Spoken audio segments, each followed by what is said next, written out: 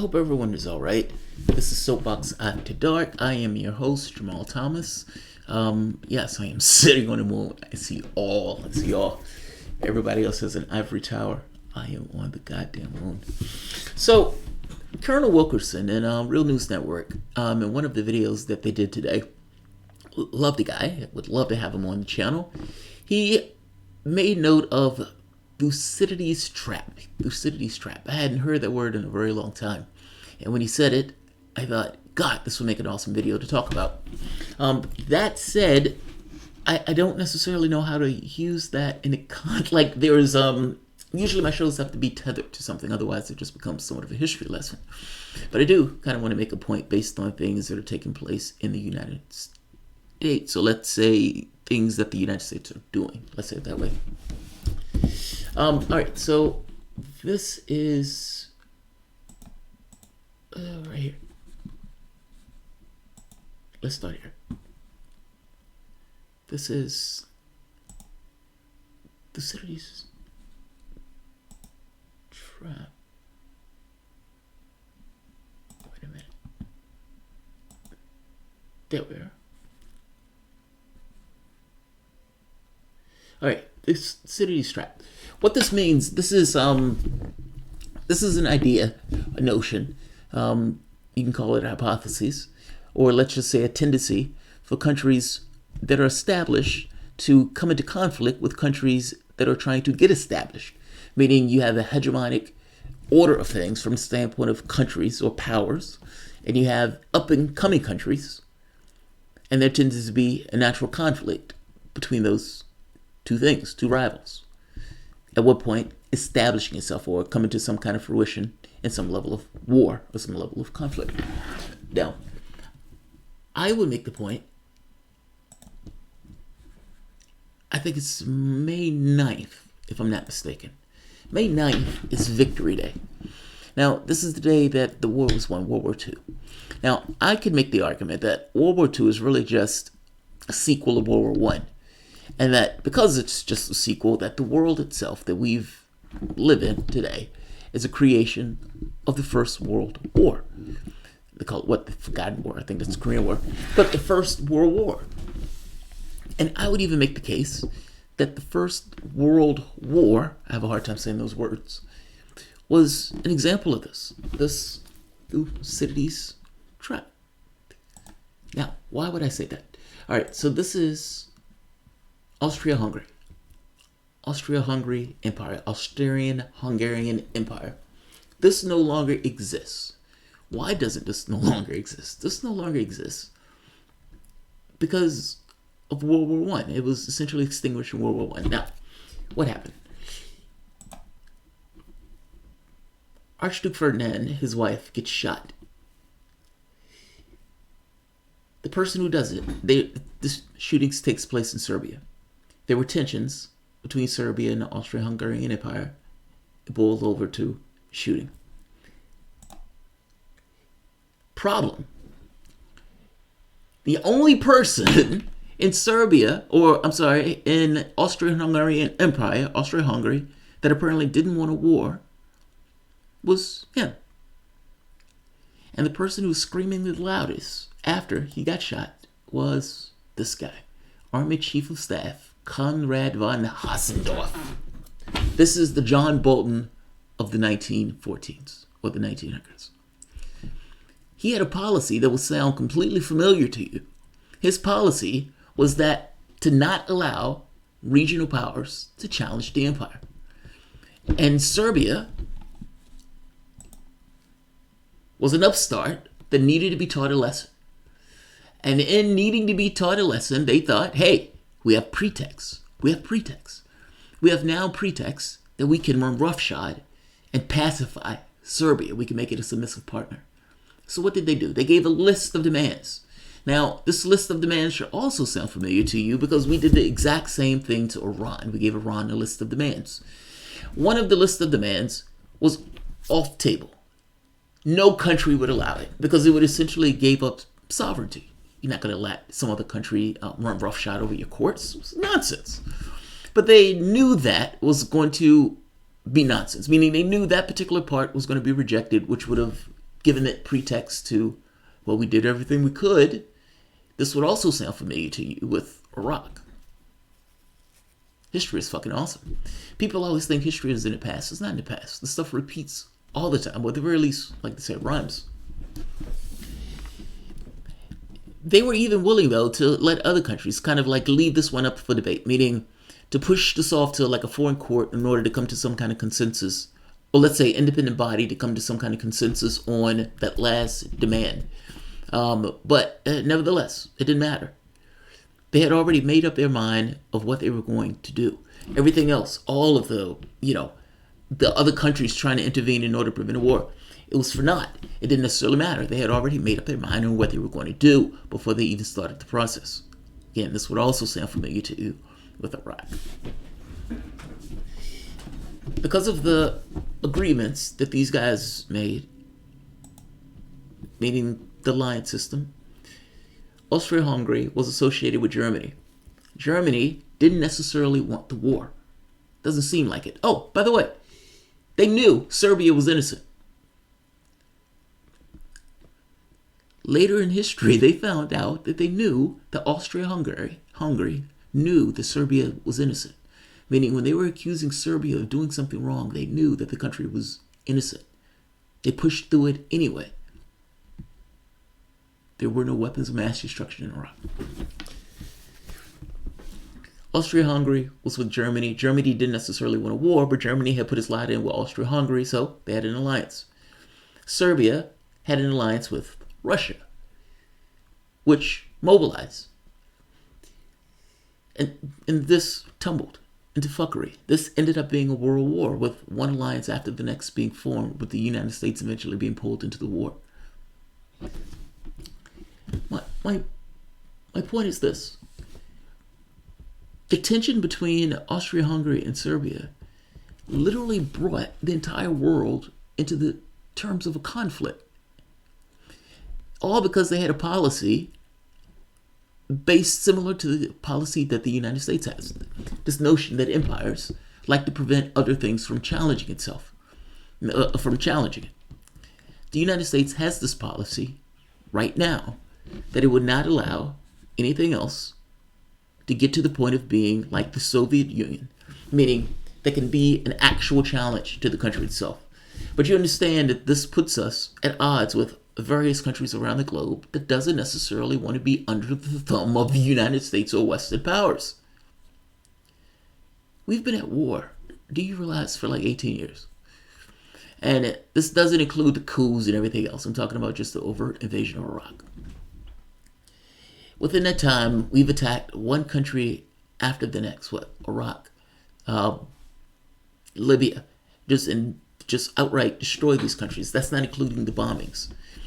The CIA operations in Syria to destabilize that country. The browbeating and attacking or putting sanctions on Iran. The belligerence at North Korea, Venezuela. Like, we've been belligerent all across the world. That's including to our allies, by the way. Us threatening Turkey because we don't necessarily like them buying missile systems from another country. Threatening India because we don't like them buying missile systems from another country. Capitalist country of the world. Don't like other countries buying from other competitors. Right now, the United States is sending carriers to the Middle East after indications that Iran was planning to attack U.S. forces.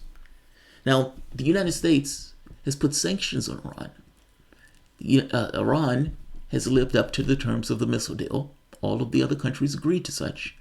The United States has unilaterally determined that it was going to put sanctions on Iran and threaten all of the other countries about buying oil from the country, including allies.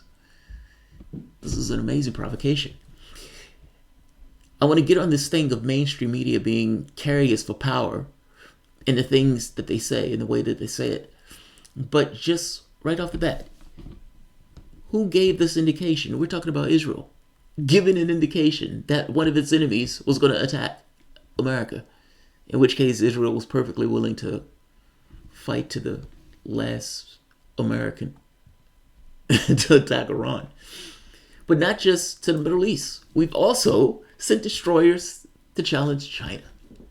Now, from the standpoint of this Thucydides trap, China has 3 times our population. Right now, we are at a trade dispute with China where Trump has threatened to raise tariffs up to 25% on Chinese goods. I'm sorry, on goods coming into the United States. Now, mind you, this is an attack on Americans. He doesn't necessarily know that. But this is what he's doing in this regard. Meaning this is somewhat of an economic powerhouse.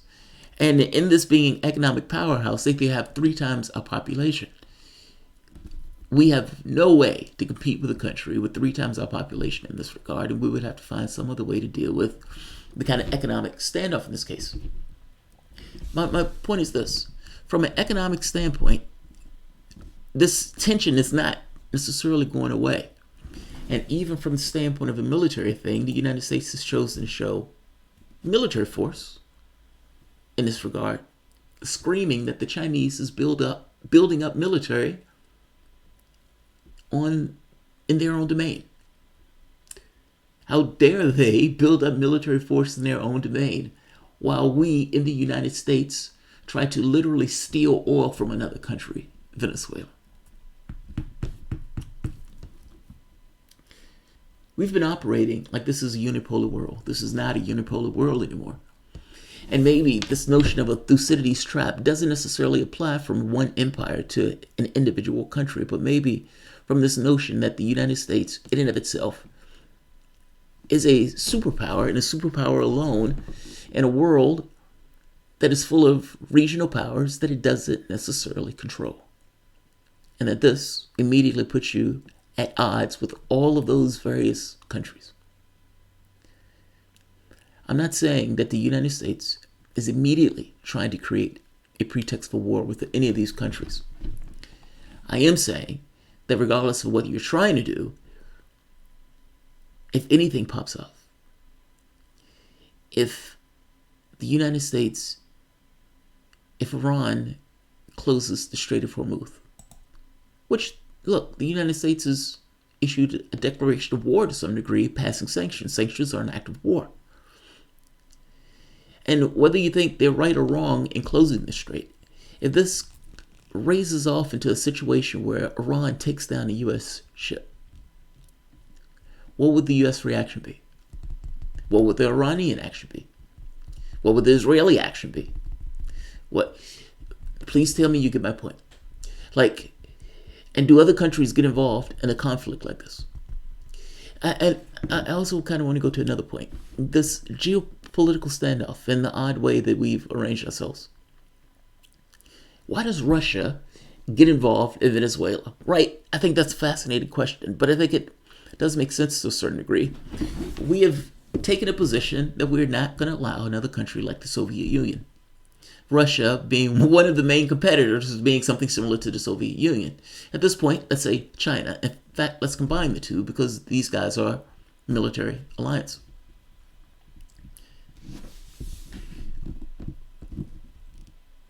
We've taken down Iraq. We've taken down Libya. We're trying to take down Syria. Old friend of Soviet Union.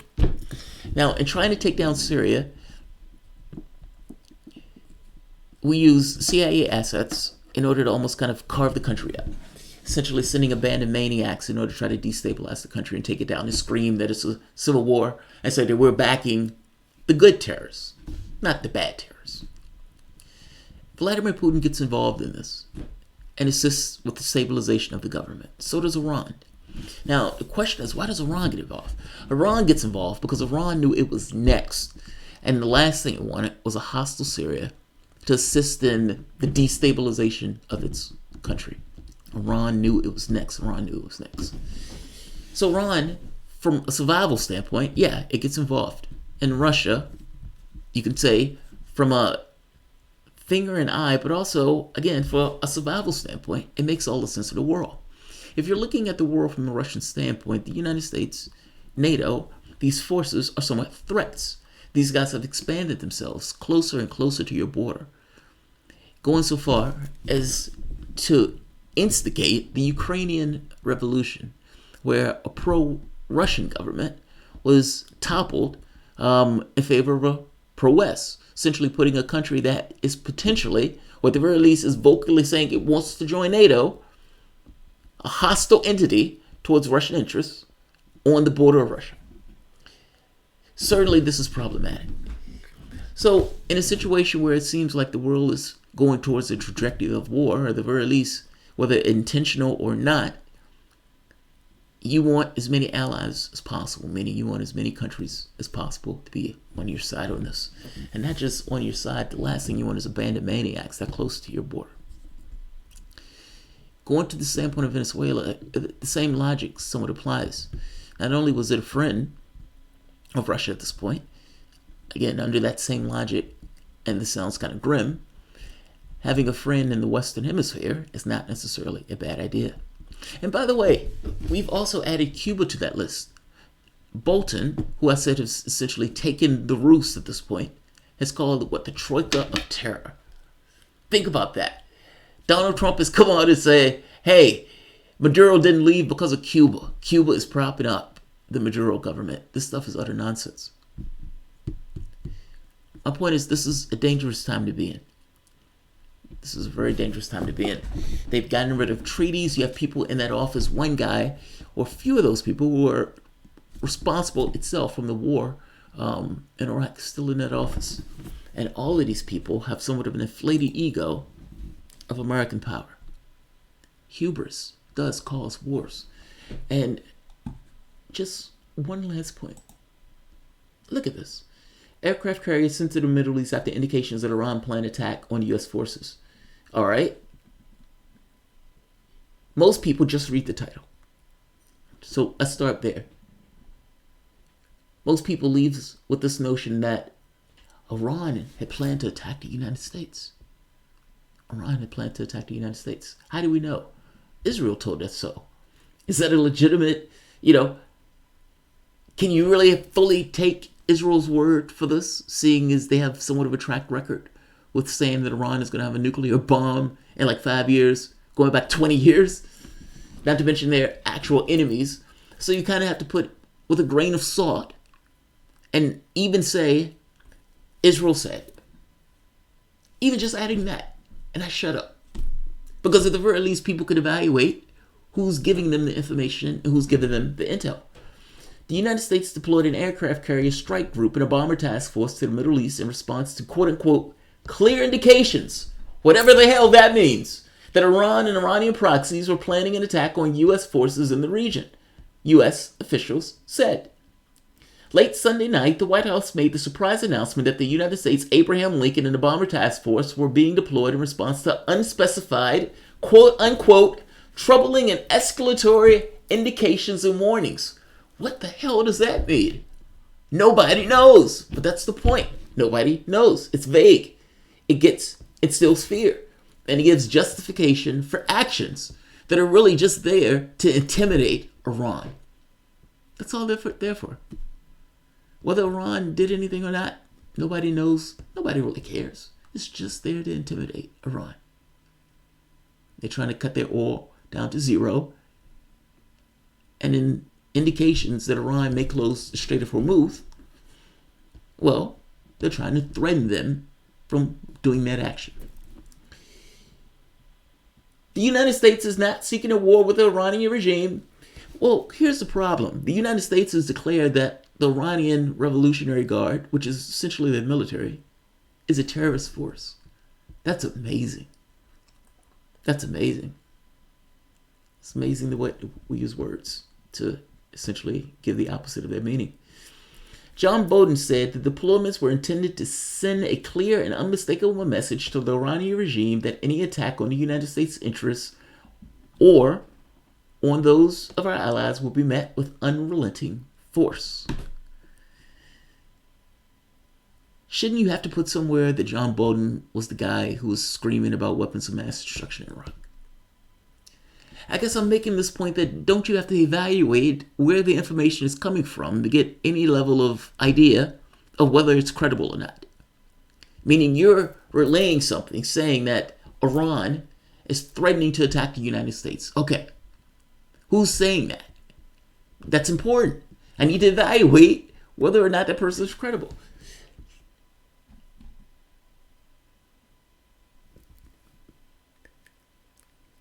This is worrying. And yeah, this could tumble into fuckery. Nobody thought that this was going to matter at all. Think about that. Nobody thought that would matter at all. That mattered greatly because you had lunatics that was in the Austrian-Hungary military,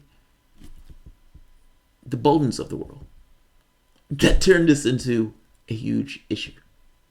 In fact, pulled the world into war over it. So, I'm not going to keep this much longer. And then I know history lessons are somewhat dry, but the parallels, man, those things, it's hard to not see those things. And it bugs me that mainstream news writes in this way. It's like, is John Bolton credible? Yeah, John Bolton is credible just because he's the national security advisor.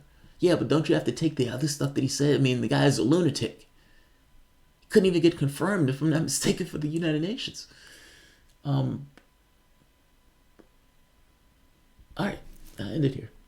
All right, guys. You have a good one.